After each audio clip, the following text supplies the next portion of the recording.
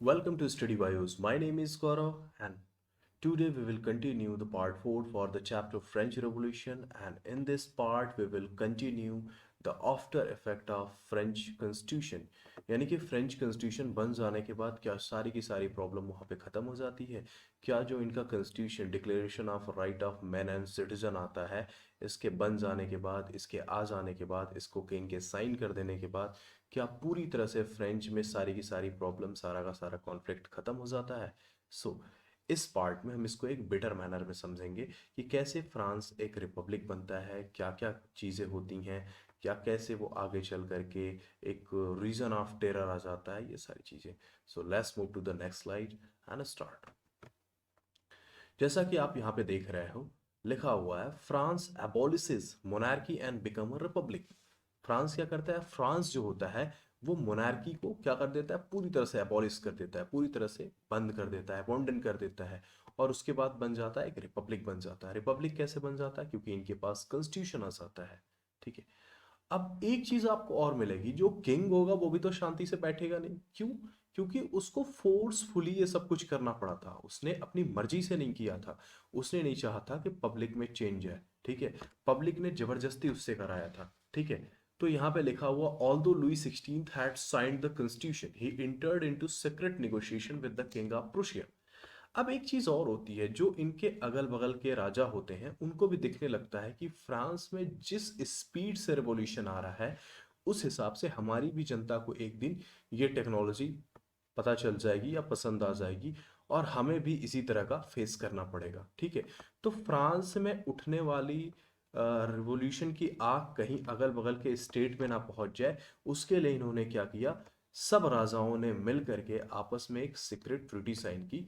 So here you can see that although Louis XVI have signed the constitution or the document, the declaration of right of citizen and men, but फिर भी उसको दूसरे king के साथ उसने क्या किया, सीक्रेट नेगोशिएशन में गया, जिसके हिसाब से वो सब मिल करके इसको सप्रेस करने की कोशिश कर रहे थे। Rulers of other neighbouring countries to were worried by the development in France, क्योंकि सबको अपनी अपनी मोनार्की बचानी थी, सबको अपनी अपनी जो एक रॉयल रॉयल उनका कैटेगरी बन रखा था, उस रॉयल कैटेगरी को प्रोटेक्ट करना था, सबको अपनी राजशाही बचानी थी।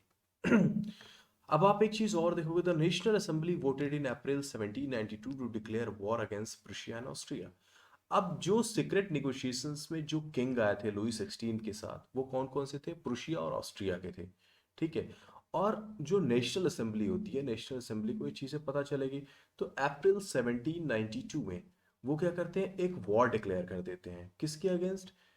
ये कह लो कि ये जो वॉर होती है ना, ये कॉमन पीपुल वर्सेस मोनार्क होता है, यानी कि राजा और राजा और एरिस्टोक्रेसी के एक तरफ ये होते हैं और दूसरी तरफ कौन होते हैं, कॉमन मैन होते हैं, यानी कि नेशनल असेंबली होती है।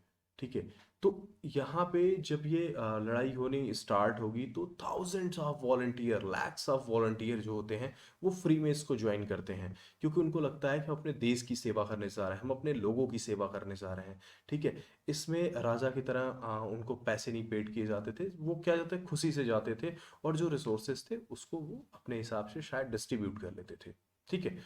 तो नेशनल असेंबली ने अप्रैल 1792 में जितने भी सीक्रेट नेगोशिएशंस वाली कंट्रीज थी, सबके साथ वॉर डिक्लेयर कर दिया, और ढेर सारे वॉलंटियर्स ने उसको ज्वाइन करा। ठीक है। और इसको एक वॉर का नाम दिया गया, war is people against Kings, यानी कि एक तरफ लोग थे और दूसरी तरफ राजा थे। ठीक है। तो इससे लोगों का सेंटिमेंट भी काफी हद तक जुड़ गया। अब देखोगे कि जो आज के टाइम में फ्रांस का नेशनल एंथम है मार्शलीज, ठीक है, ये उसी टाइम कंपोज किया गया था। तो Marseillaise was composed by poet Rouget de Lisle. ठीक है। इट वाज सung for the first time by the volunteers, यानी कि जब ये मार्च कर रहे थे, when they started their march from the French, from the France to another countries like Austria or Prussia, तो उन्होंने इसको गाना शुरू किया था। ठीक है। और तभी से ये फेमस हो गया, और मार्शलीज आज भी फ्रांस का क्या है, नेशनल एंथम है। ठीक है।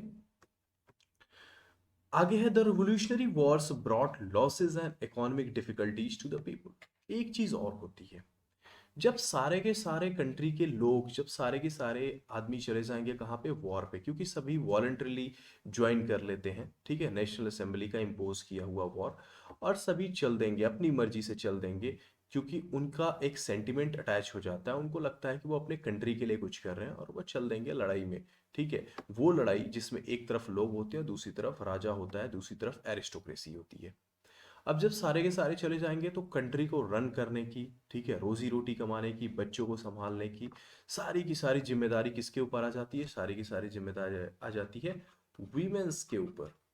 ठीक है, और ये इसको काफी अच्छे तरीके से प्ले भी करती हैं अपने इस पार्ट को, ये देश को भी संभालती हैं।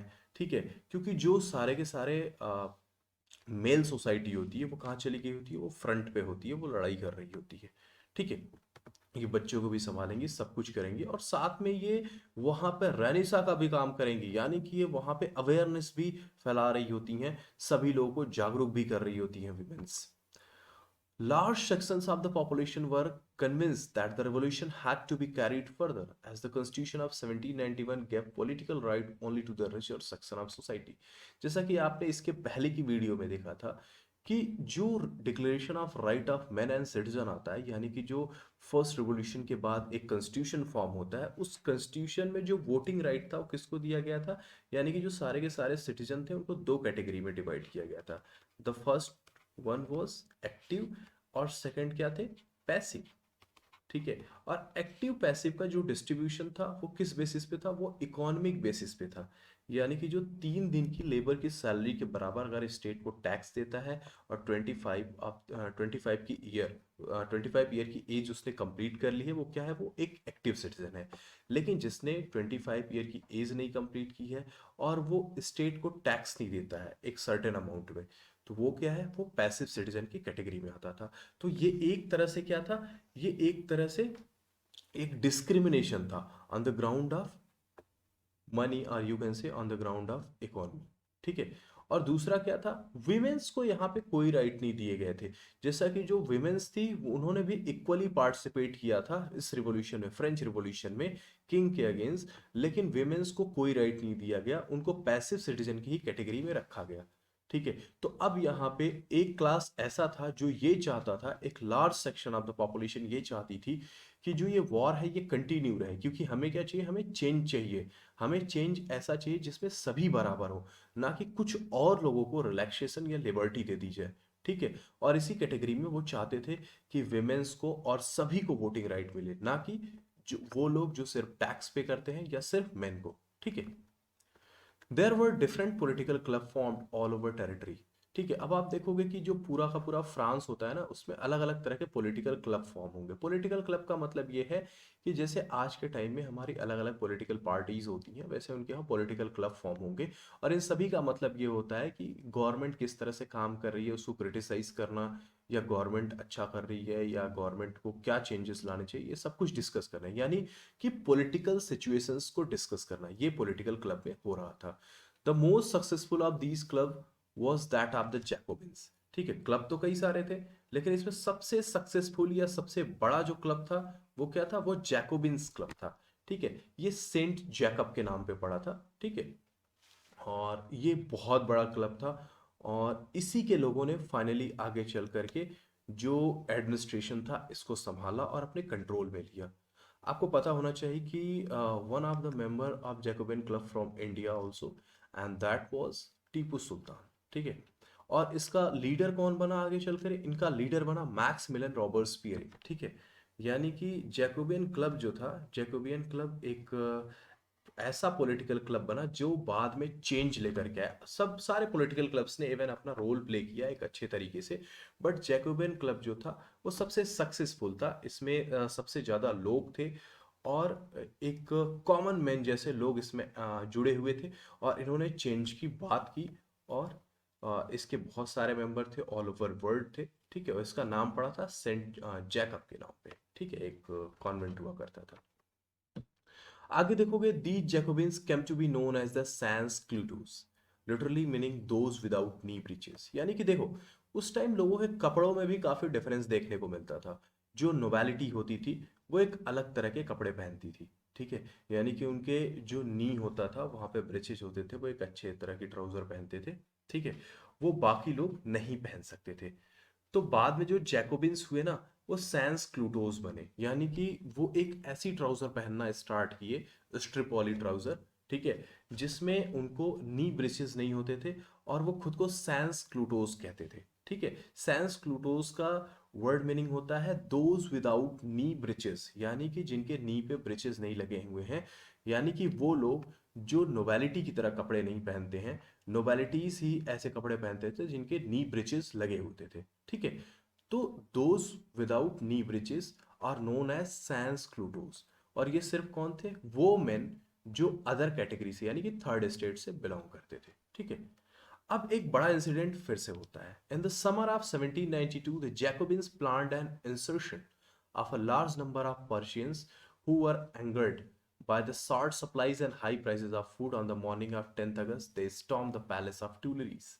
ये क्या करते हैं? काफ़ी ज़्यादा गुस्से में होते हैं। एक तो इनके पास पब्लिक का पावर होता है, और दूसरे ये प्लान करते हैं।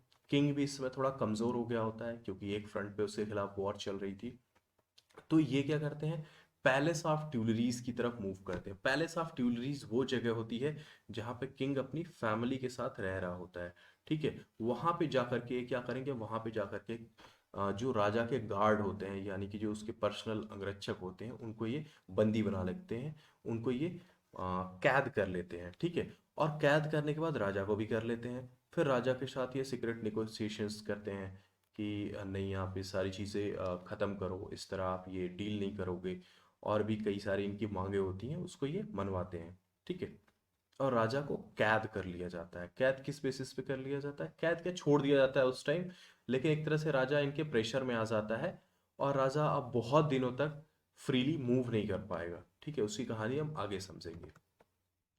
The newly elected assembly was called the convention. उससे राजा से साइन करा जाता है कि आप एक नई असेंबली के लिए साइन करो, और एक नई असेंबली फॉर्म होती है जिसको क्या कहते हैं? कन्वेंशन कहते हैं। उस असेंबली का नाम ही कन्वेंशन पड़ता है। जैसे इसके पहले नेशनल असेंबली थी, अब इसका नाम क्या पड़ा? कन्वेंशन पड़ा। On 21st September 1792 it abolishes the monarchy and declared France a republic।